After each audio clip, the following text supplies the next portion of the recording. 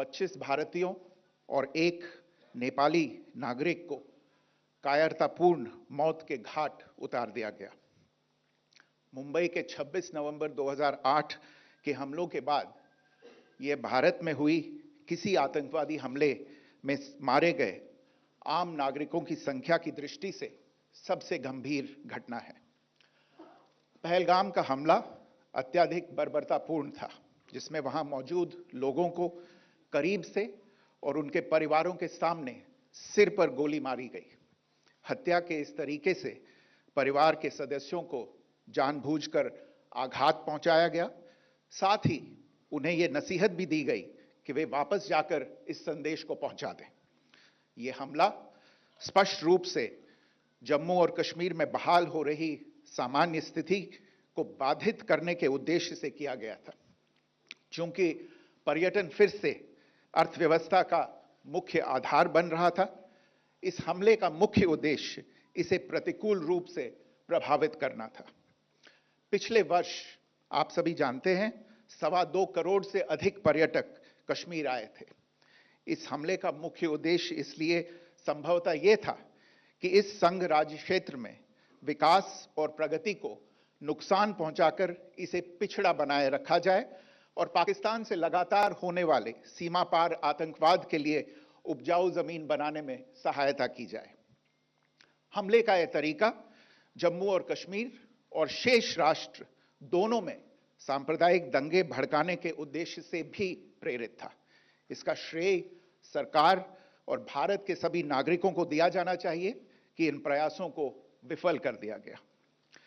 एक समूह ने खुद को रेजिस्टेंस फ्रंट टीआरएफ कहते हुए इस हमले की जिम्मेदारी ली है।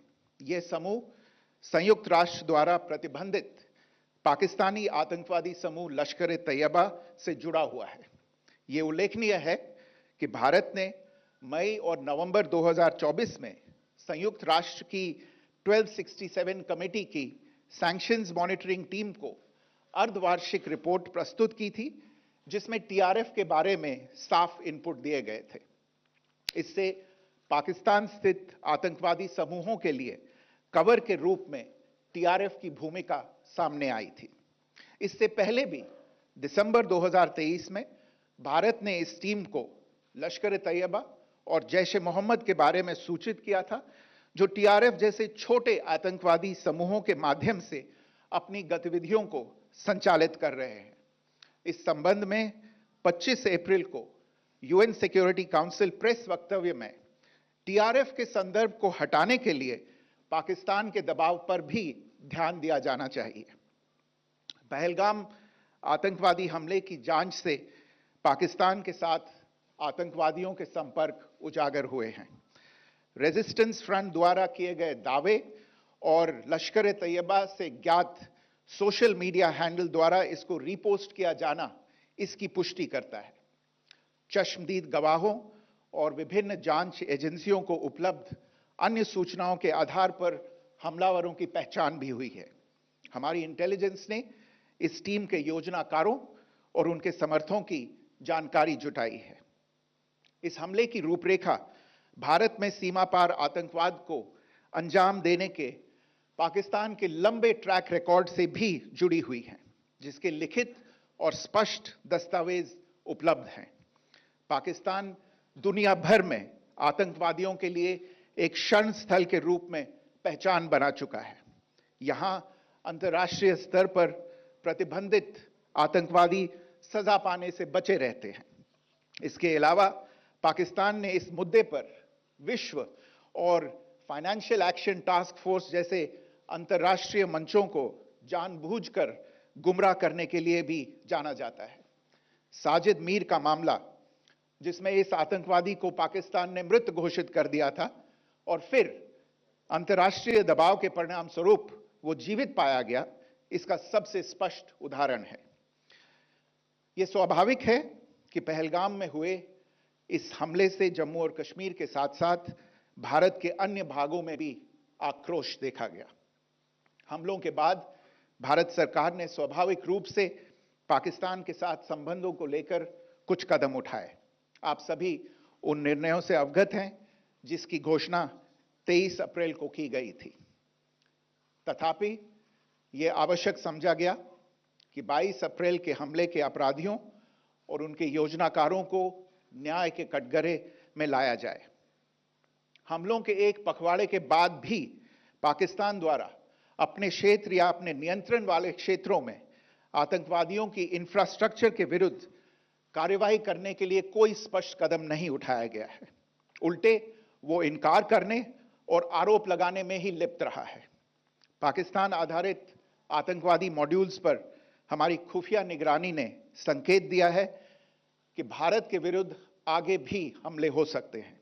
अतः इनको रोकना और इनसे निपटना दोनों को बेहद आवश्यक समझा गया।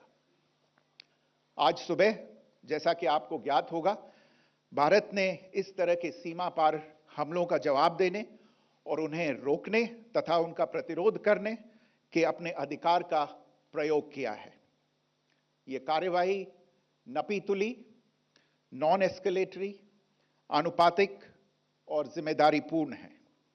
यह आतंकवाद की इंफ्रास्ट्रक्चर को समाप्त करने और भारत में भेजे जाने वाले संभावित आतंकवादियों को अक्षम बनाने पर केंद्रित है। आपको यह भी स्मरण होगा कि 25 अप्रैल 2025 को संयुक्त राष्ट्र सुरक्षा परिषद ने पहलगाम आतंकवादी हमले पर एक प्रेस वक्तव्य जारी किया था, जिसमें आतंकवाद के इस निंदनीय कार्य के अपराधियों, आयोजकों, फाइनेंसरों और प्रायोजकों को जवाबदेह ठहराने और उन्हें न्याय के दायरे में लाने की आवश्यकता पर जोर दिया गया था। भारत की आज की इस कार्रवाई को इसी संदर्भ में देखा जाना चाहिए। सुप्रभात देवियों और सज्जनों, मैं कर्नल सोफिया कुरैशी और मेरे साथ विंग कमांडर व्योमिका सिंह आज आपको 6 से 7 मई 2025 की रात 1:05 से 1:30 बजे के बीच भारतीय सशस्त्र बलों द्वारा अंजाम दिए गए ऑपरेशन सिंदूर के बारे में जानकारी देंगे। ऑपरेशन सिंदूर 22 अप्रैल को पहलगाम में हुए विभत्स आतंकवादी हमले के शिकार मासूम नागरिकों व उनके परिवारों को न्याय देने के लिए लॉन्च किया गया था। इस कार्रवाई में 9 टेररिस्ट कैंप्स को टारगेट किया गया और पूरी तरह से इसे बर्बाद किया गया। पाकिस्तान में पिछले 3 दशकों से टेरर इंफ्रास्ट्रक्चर का निर्माण हो रहा है। इसमें recruitment, indoctrination centres, training areas व लॉन्च पैड शामिल थे, जो पाकिस्तान और पाक अधिकृत जम्मू कश्मीर POJK दोनों में फैले हैं। Operation Sindoor was launched by Indian Armed Forces to deliver justice to the victims of Pahalgam terror attack and their families. 9 terrorist camps were targeted and successfully destroyed. Over the last 3 decades, Pakistan has systematically built terror infrastructure. It is a complex web of recruitment and indoctrination centers, training areas for initial and refresher courses, and launch pads for handlers. These camps are located both in Pakistan as well as Pakistan-occupied Jammu and Kashmir areas. Some of the well-known training camps are located, as you can see on the screen. They are distributed from Savai Nala in the north, counting to approximately 21, ending at Bhagalpur to the south. इन लक्ष्यों का चयन विश्वसनीय intelligence सूचनाओं के आधार पर हुआ, ताकि आतंक गतिविधियों की रीढ़ तोड़ी जा सके और यह खास ध्यान दिया गया कि निर्दोष नागरिकों और सिविलियन इंस्टॉलेशन को नुकसान न पहुंचे। The selection of these targets for Operation Sindoor was based on credible intelligence inputs and role of these facilities in perpetrating the terror activities. The locations were so selected to avoid damage to civilian infrastructures and loss of any civilian lives. This was done with due diligence, and the camps selected for targeting and their engagement will now be shown to you one by one. POJK के target मैं आपको बताना चाहूंगी। सबसे पहले सवाई नाला camp Muzaffarabad, जो कि पीओजेके के लाइन ऑफ कंट्रोल से 30 किलोमीटर दूर है। यह एक लश्कर तोयबा का ट्रेनिंग सेंटर था। 20 अक्टूबर 2024 सोनमर्ग, 24 अक्टूबर 24 गुलमर्ग, 22 अप्रैल 2025 पहलगाम, इन हमलों के आतंकियों ने यहीं से प्रशिक्षण लिया था। सैयदना बिलाल कैंप मुजफ्फराबाद, यह एक जैश ए मोहम्मद का स्टेजिंग एरिया है। यह हथियार, विस्फोटक और जंगल सर्वाइवल ट्रेनिंग का केंद्र भी था। गुलपुर कैंप कोटली, यह एलओसी से 30 किलोमीटर दूर था। लश्कर तोयबा का बेस था जो रजौरी, पुंछ में सक्रिय था। 20 अप्रैल 2023 को पुंछ में और 9 जून 2024 को तीर्थ यात्रियों के बस हमले में यहीं से आतंकी को ट्रेन किया गया था।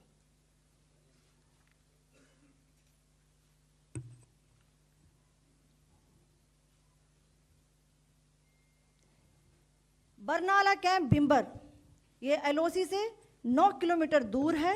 यहाँ पर हथियार, हैंडलिंग, आईईडी व जंगल सर्वाइवल का प्रशिक्षण केंद्र था। अब्बास कैंप कोटली,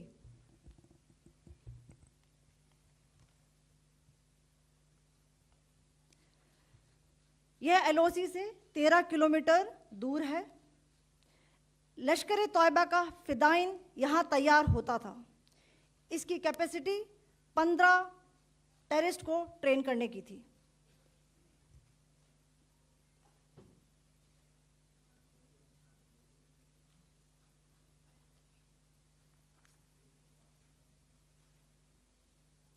अब मैं पाकिस्तान के अंदर के टारगेट से अवगत कराना चाहूंगी।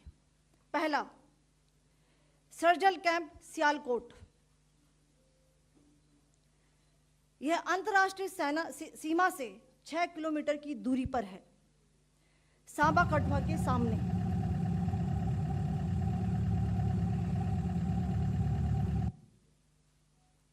मार्च 2025 में जम्मू एंड कश्मीर पुलिस के 4 जवानों को की जो हत्या की गई थी, उन आतंकवादियों को इसी जगह पर ट्रेन किया गया था। दूसरा, महमूना जाया कैंप सियालकोट, यह 18 से 12 किलोमीटर आईबी से दूर था। हिजबुल मुजाहिदीन का बहुत बड़ा कैंप था। यह कठुआ जम्मू क्षेत्र में आतंक फैलाने का नियंत्रण केंद्र था। पठानकोट एयरफोर्स बेस पर किया गया हमला भी इसी कैंप से प्लान और डायरेक्ट किया गया था। मरकज ताइबा मुरीद के, यह आईबी से 18 से 25 किलोमीटर दूरी पर है। 2008 के मुंबई हमले के आतंकी भी यहीं से प्रशिक्षित हुए थे। अजमल कसब व डेविड हेडली भी यहाँ ट्रेन हुए थे।